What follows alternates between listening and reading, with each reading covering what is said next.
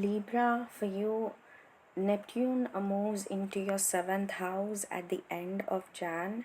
It has been there for last it has been there for past 13 to 14 years.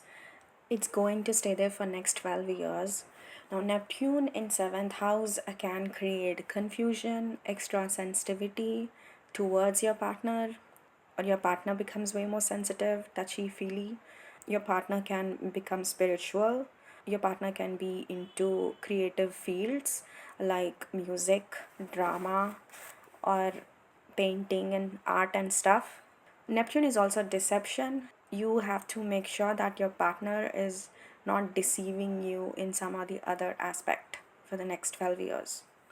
Now, Saturn moves into your seventh house around Valentine's Day in mid Feb 2026. Wherever Saturn goes, it wants you to take responsibility for that house. So, this is a time you could get married to your long term partner. This is a time you could get serious about partnership. You're not dating casually anymore, you're only into serious matches from now on.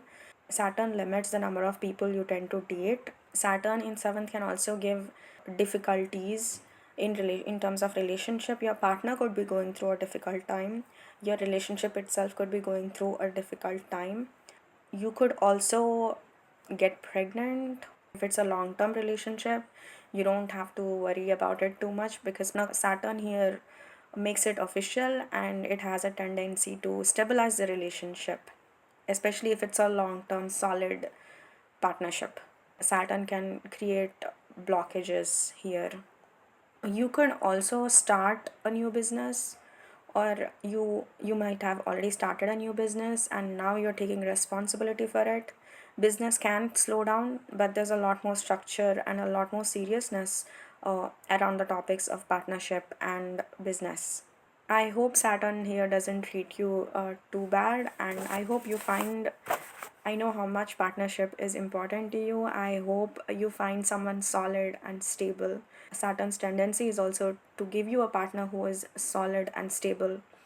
So maybe you might go through a heartbreak first, and then you might end up with someone that you're supposed to spend the rest of your life with.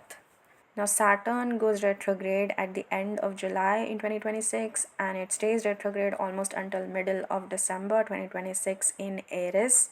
Things go way more slow while Saturn is retrograde. Things can get a bit weird too while Saturn is retrograde in your seventh house.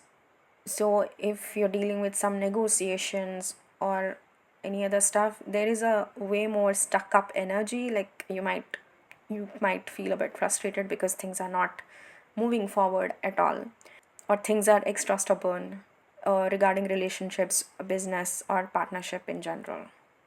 No, Libra, Uranus has been there in your eighth house in Taurus for past 7 years, and it's gonna go into your ninth house and it's gonna stay there for next 8 years.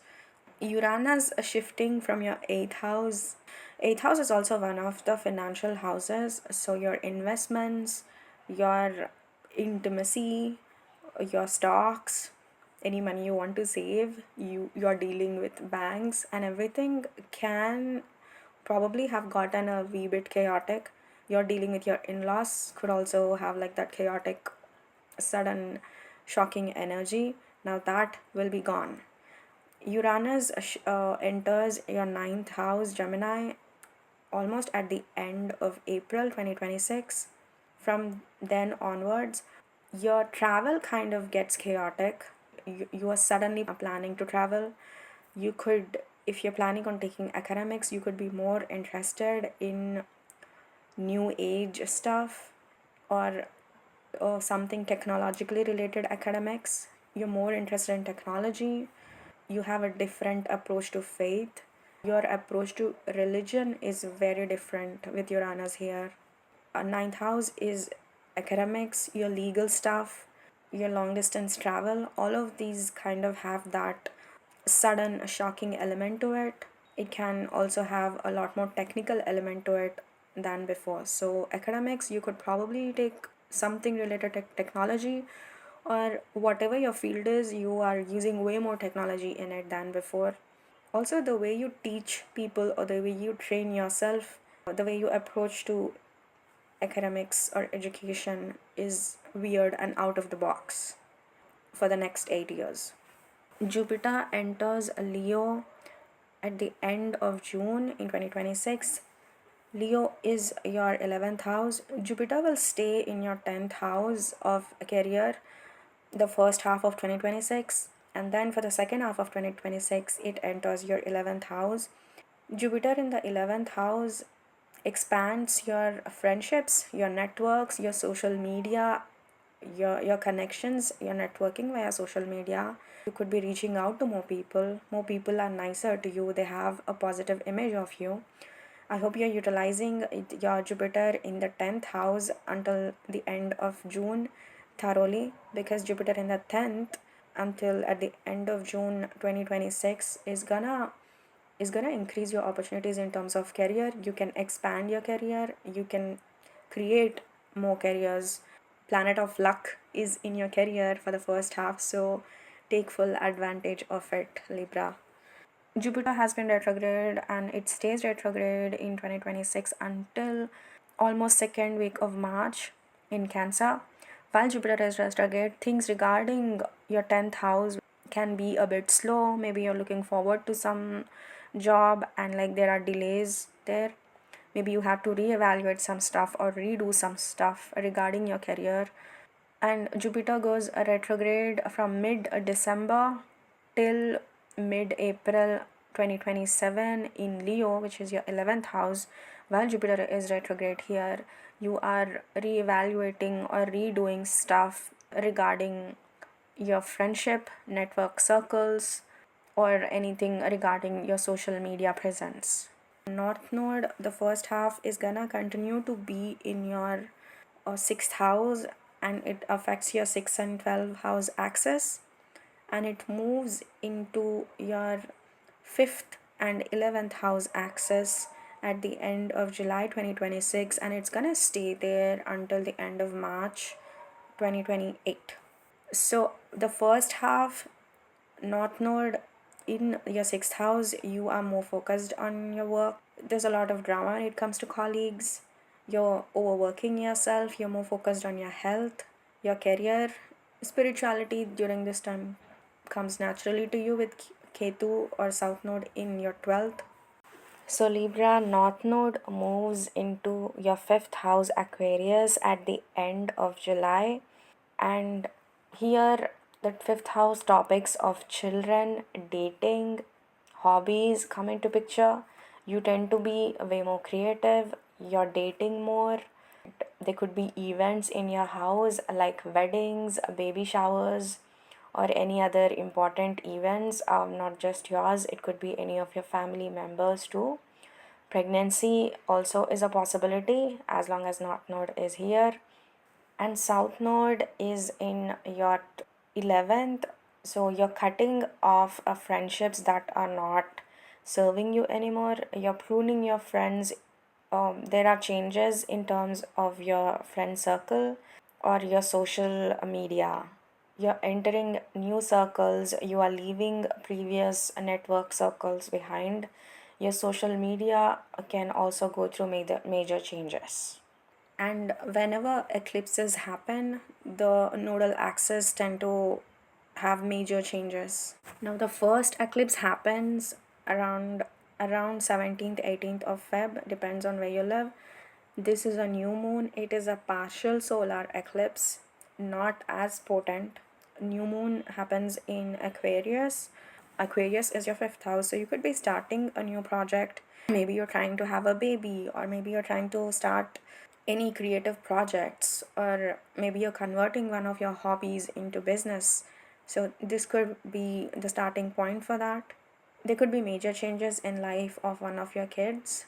It's a partial solar eclipse, so it's not that potent. Now the next eclipse happens around 2nd 3rd March. This is a full moon. It is a total lunar eclipse. This is extremely potent. The North Node is in Pisces, while the South Node is in Virgo. The Sun is in Pisces and the Moon is in Virgo.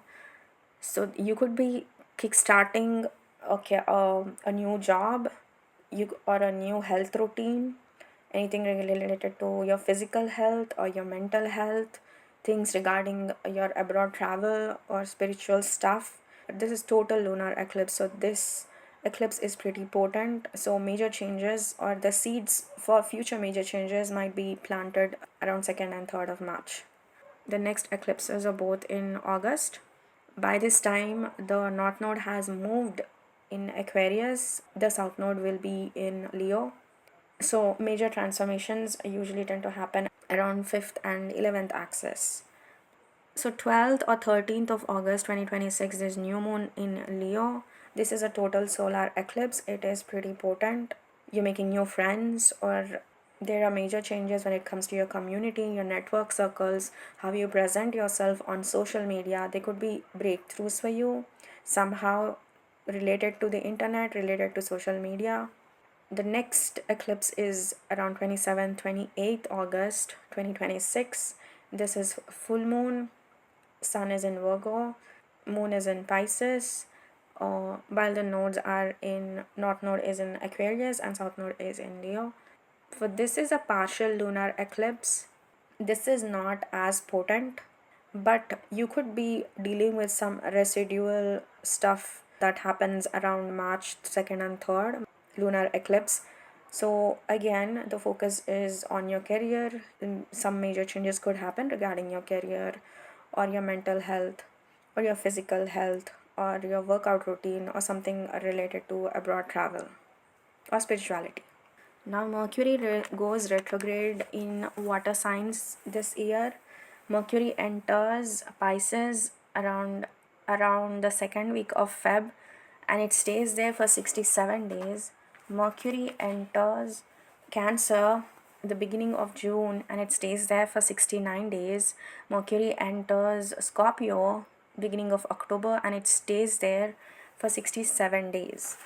Mercury retrograde in Pisces happens at the end of February till the at the end of third week of March for 22 days. Pisces is your sixth house, so you could be revisiting topics regarding your work life, regarding your health, could be stuff regarding your co-workers. At the end of June till the end of third week of July, Mercury is retrograde in Cancer for 24 days. Cancer is your career house. Mercury, wherever it goes, it can cause miscommunication, delays in communication. You have to reevaluate stuff or redo stuff.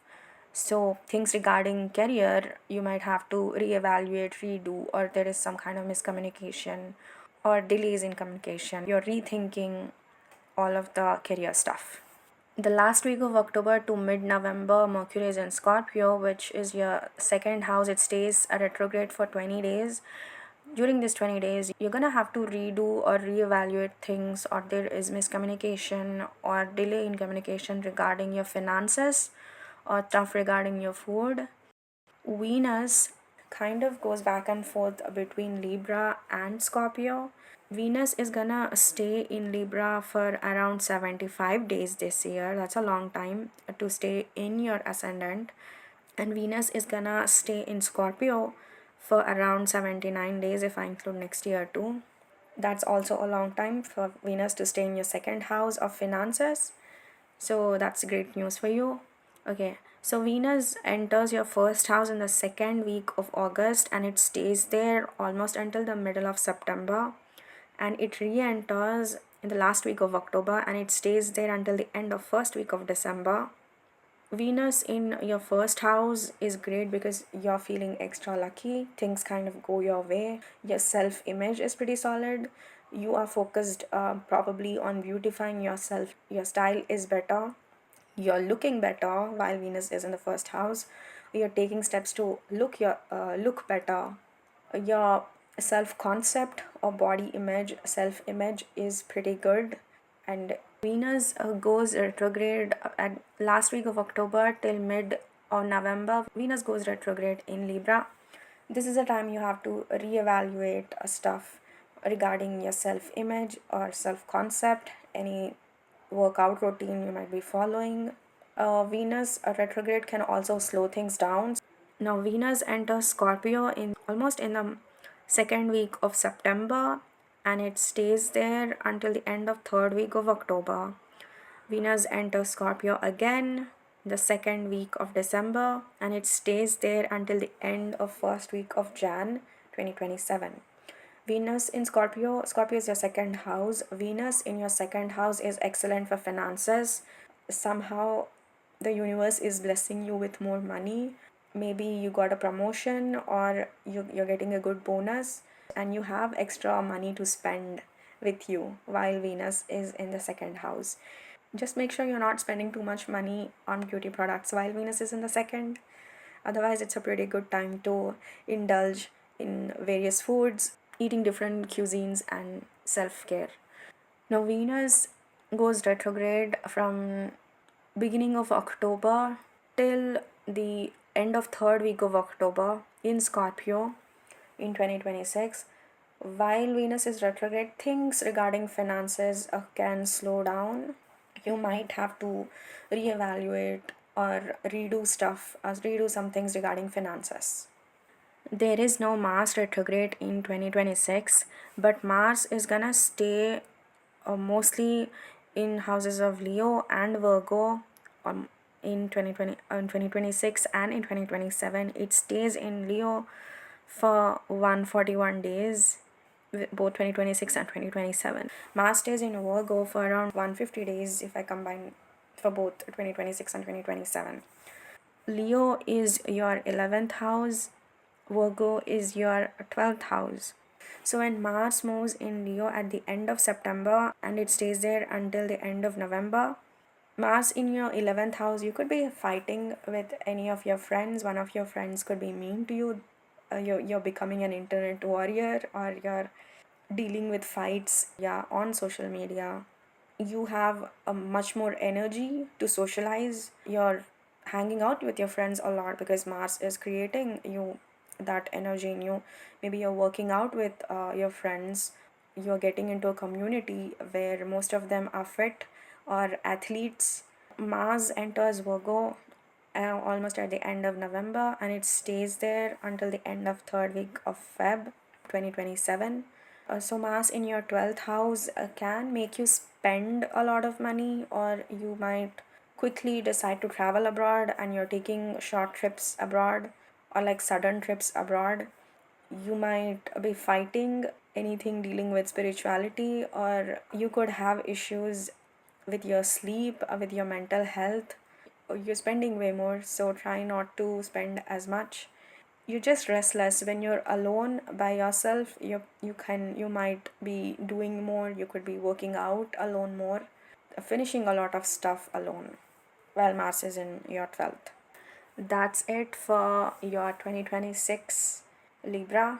I hope you have a good time. Take care.